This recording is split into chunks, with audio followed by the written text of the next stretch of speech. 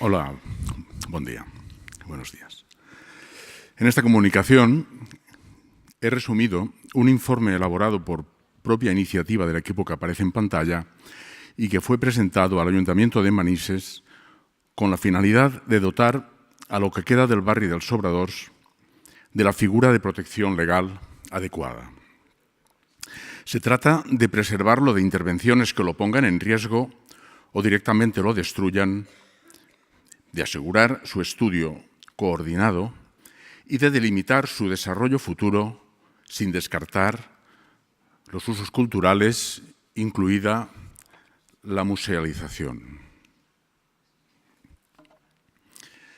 Si bien algunos creemos que la figura legal adecuada como espacio arqueológico hubiera sido la de bien de interés cultural, pues su importancia en el contexto de la historia de la cerámica trasciende sobradamente el ámbito local o comarcal, por una cuestión de realismo y oportunidad, aceptamos la figura de bien de relevancia local intentando aprovechar la máxima potencialidad que ésta ofrece,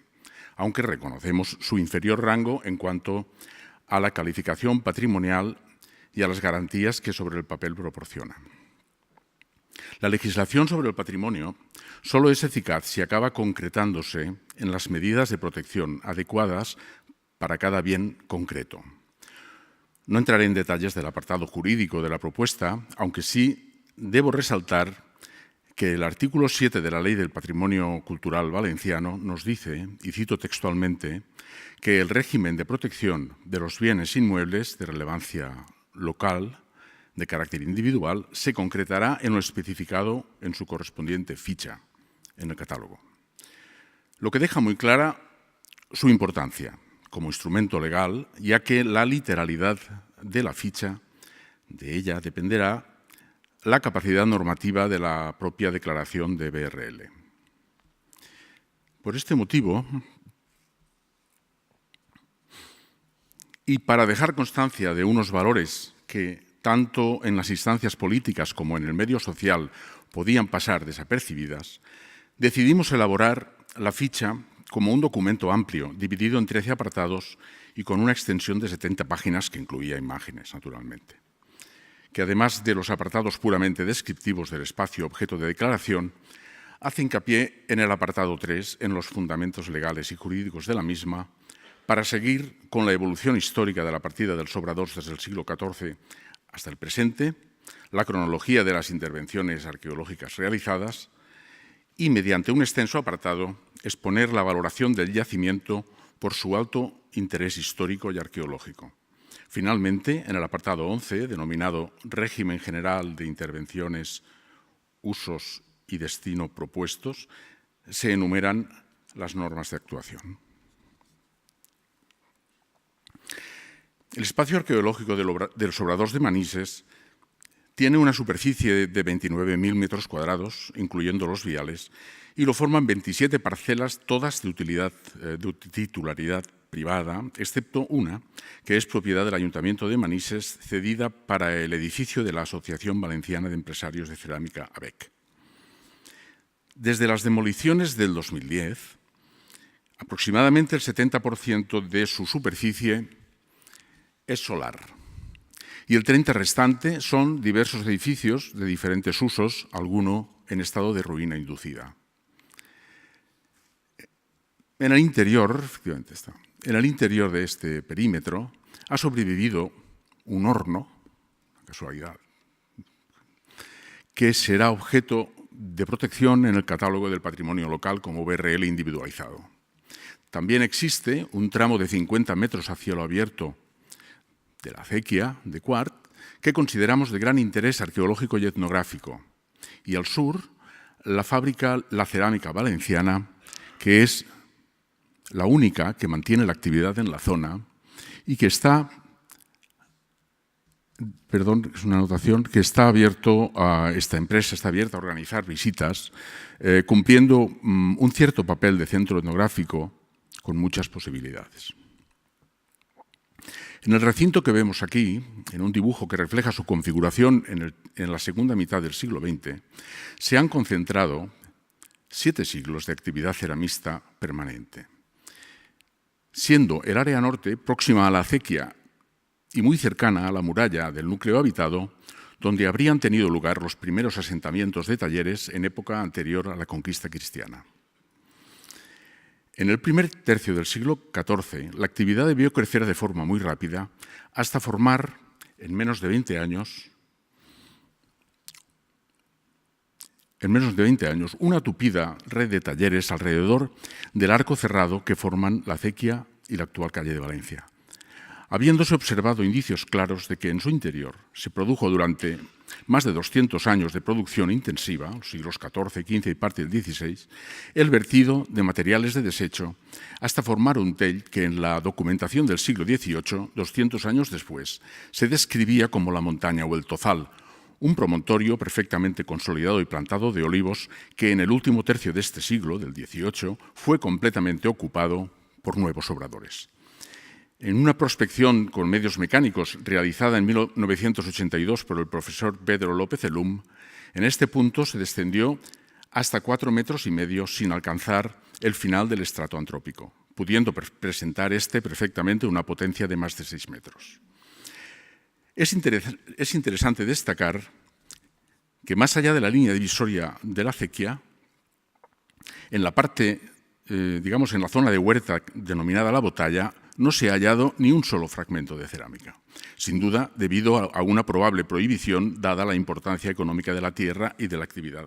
agrícola, siendo dentro del propio recinto de los obradores y en la franja de su límite al suroeste, en donde se produjo la acumulación sistemática de materiales formando los grandes testares.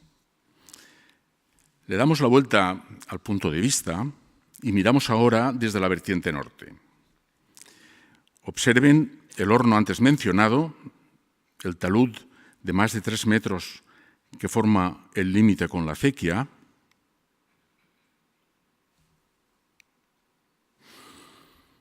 y un detalle de un terraplén con estructuras de finales del siglo XVIII relacionadas con el uso del agua. Como vemos, nos encontramos ante un espacio muy complejo, un yacimiento importantísimo desde el punto de vista de la arqueología medieval que tiene continuidad en época moderna y contemporánea y que es necesario preservar para que pueda ser estudiado a fondo y sin limitaciones. Sobre la cronología de las intervenciones arqueológicas, diré que en el año 1982, con el barrio aún en plena actividad productiva,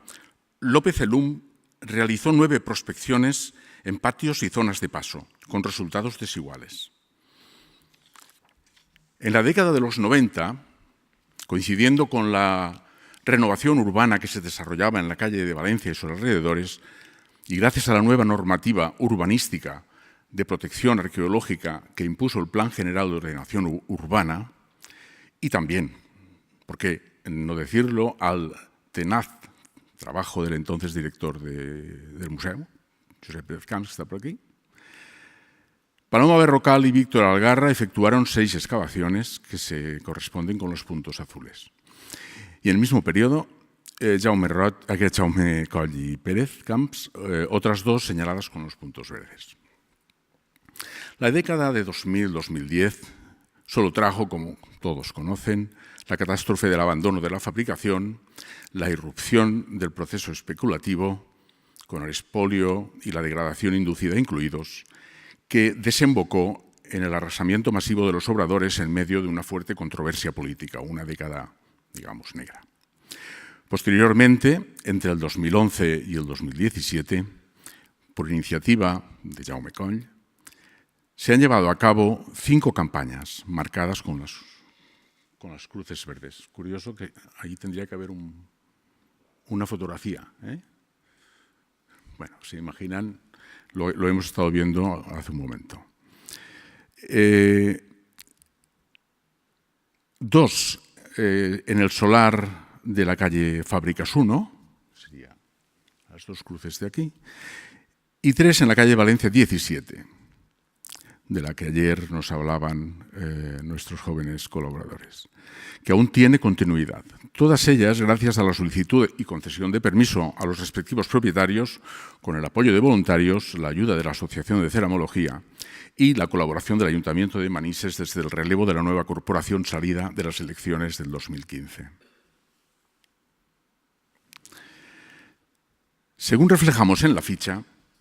los resultados de las excavaciones ofrecen interés en dos frentes, el de las estructuras de producción y el de la producción propiamente dicha. En cuanto al primero, hay que citar la intervención de Paloma Berrocal y Víctor Algarra en la calle del Ceramista Jimeno, junto a la calle de Valencia, en que se han documentado un obrador del siglo XIV en el nivel inferior, a poca profundidad, sobre la base estéril calcárea llamada tap, y un horno del siglo XVI en el mismo edificio de la Bec, muy cerca del anterior. También en la calle de Valencia. Por su parte, Jaume Coll, en Fábricas 1, ha hallado un horno de principios del XIX y, en su proximidad, estructuras de pavimentación y una canalización de agua que podrían pertenecer a una alfarería activa en los siglos XV y XVI. A su vez, en la excavación de la calle Valencia 7, que es la que citaban ayer Ben y Hugo, que lleva 3 campañas y que retomará la 4ª en el próximo mes de febrero con la colaboración de un equipo de la Universidad de Gante, se han identificado un horno de pequeñas dimensiones de finales del siglo XVIII y a pocos metros una profunda cavidad subterránea de la que nos separa un muro de masonería no abierto aún que podría ocultar una habitación medieval rupestre. Lo cierto es que esta y las otras intervenciones citadas se localizan en la zona sur del perímetro del espacio arqueológico del Sobradors, no habiéndose realizado aún ninguna excavación en extensión en el resto del ámbito donde se asentó el grueso de los obradores en época bajo medieval y las correspondientes superposiciones posteriores, razón que justifica sobradamente la planificación sistemática de su estudio. En cuanto a los hallazgos relacionados con la producción, no hace falta decir que su volumen es ingente, tanto en las zonas de testares citadas como en los abundantes depósitos descubiertos asociados a diferentes contextos y debidos a rellenos y nivelaciones del terreno de todas las épocas. Algunos cerrados y homogéneos, otros abiertos y con materiales mezclados. El material extraído de estos depósitos, que por su cantidad puede dar lugar a años de investigación, proporciona información de primer orden sobre los procesos de fabricación, las modalidades y tipologías de los productos fabricados, los estilos y su amplio repertorio de motivos decorativos, o la evolución de la tecnología y de las materias primas utilizadas en los diferentes periodos. La ficha aporta una extensa reflexión sobre la importancia de este enclave por ser el lugar exacto de donde se fabricó y de donde salió en dirección a los destinos más elitistas de Europa la gran cerámica de Manises de reflejo dorado de los siglos XIV, XV y parte del XVI. El hecho de que estas producciones fueran adquiridas por magnates, príncipes, casas reales y otras jerarquías eclesiásticas en lugares tan diversos como la Casa de Aragón, Borgoña, Venecia, la Casa Real de Francia, en Praga, en Roma, en Florencia, etcétera, etcétera, propició la posibilidad de la creación de las grandes colecciones que hoy se exponen. Vaya, no está saliendo la fotografía de la pieza, cosa que lamento. Que hoy se exponen en las grandes colecciones en los grandes museos de Louvre, Cluny, British, Victoria and Albert, etcétera, etcétera, etcétera. En Nueva York, en Madrid, en el Museo del Diseño de Barcelona, en González Martí, el etcétera es largo. Y ya se ha mencionado de pasada aquí antes. O que llegaron a mercados tan alejados como los Países Bajos y los puertos hanseáticos, Fustat en Egipto, Damasco, Estambul, el Kremlin, Kazán, etcétera. Si hay un lugar originario que pueda ser asociado a esta producción es sin duda el barrio del Sobradors de Manises, el rincón del mundo donde se creó y donde ha dejado en el subsuelo el rastro precioso de su manufactura. Un lugar que merece ser estudiado exhaustivamente y ser ofrecido al mundo como museo de sitio y centro de interpretación de su potente significado. En contacto directo con la materia original y con el vínculo virtual con las grandes colecciones que hoy permite la tecnología. Como resumen del apartado normativo de la ficha, diré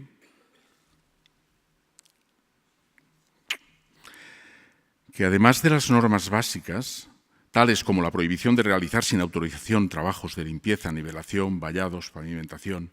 u otros que puedan alterar el yacimiento en superficie, como es el caso de la deplorable imagen que no vemos aquí, es decir, se las describo rápidamente, en el derribo de la fábrica de Miramar, una máquina está añadiendo más de 1 metro de tierra, formando un realce enorme de una gran extensión, lo cual complica muchísimo su estudio posterior.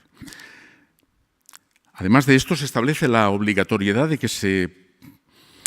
que previa a cualquier construcción o urbanización se haya de llevar a cabo en cada parcela la excavación arqueológica completa en extensión y profundidad.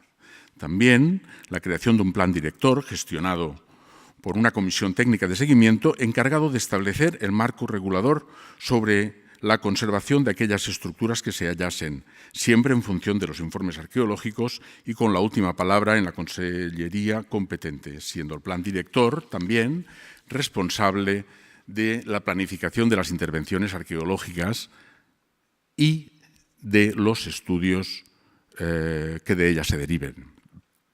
Finalmente, y este punto es fundamental, si una parcela quedara liberada después de culminados todos los requisitos, la propiedad podría plantear su edificación solo conforme a lo establecido por el vigente Plan General de Ordenación Urbana para el barrio del Sobradors, que no limita al uso industrial artesanal relacionado con la cerámica. Con lo que, en la situación actual, la especulación, digamos, de urbanizar para viviendas quedaría bloqueado si se mantiene este plan general. Voy terminando. Supongo que se preguntarán cuál ha sido el destino de la propuesta. Pues bien, una vez presentada la ficha al ayuntamiento, este prefirió vincular la decisión sobre el barrio del Sobradors al catálogo general del patrimonio local, para cuya redacción ya tenía contratado un equipo interdisciplinar que lo que hizo fue incorporar de manera sobrevenida el barrio del Sobradors a su programa. Después de una reunión que pretendía, por nuestra parte, la fusión de objetivos entre las dos fichas, vimos con claridad que entre ambas concepciones había diferencias de partida insalvables, que a nuestro juicio suponían una merma del grado de protección del espacio y un menoscabo a su planificación futura, como conjunto patrimonial. El resultado de aquella especie de negociación fue que de nuestra propuesta solo se adoptó el nombre, aceptando sustituir espacio etnológico, que era el nombre que el otro equipo proponía, por espacio arqueológico, pero dejando, eso sí, el resto de su propuesta intacto, el contenido. El matiz nominal es importante, dada la inexistencia radical de elementos etnológicos por todo el conjunto fabril, puesto que todo el conjunto fue arrasado en 2010 y resultaba incoherente ese nombre, pero resulta insuficiente ya que el contenido de la ficha no ha variado, quedando reducido a 3 páginas que implican una formulación normativa imprecisa y ambigua que conlleva a nuestro juicio el debilitamiento de la protección de todo el espacio arqueológico en su conjunto, poco más allá de lo que ya le proporciona por defecto el estatus actual de zona de protección arqueológica previsto en el Plan General de Ordenación Urbana. El Catálogo General de Bienes y Espacios Protegidos, con la otra ficha de Obrador subsumida en él, recibió la aprobación del Pleno Municipal el pasado mes de mayo y está ahora pendiente de ratificación por parte de la Consellería de Cultura de la Generalitat Valenciana. El margen de actuación que nos ofrece la situación en el próximo futuro se limita ahora a intentar introducir nuestras propuestas cuando en el trámite de exposición pública se abra la fase de alegaciones. Digamos, para cerrar, que a pesar de una nueva coyuntura política que creíamos más favorable a la defensa de la propuesta de futuro, el panorama que se abre ahora es incierto. En una palabra, que la carrera de obstáculos agotadora del barrio del Sobradors parece que no haya de terminar nunca, o al menos no parece haber terminado aún. Muchas gracias.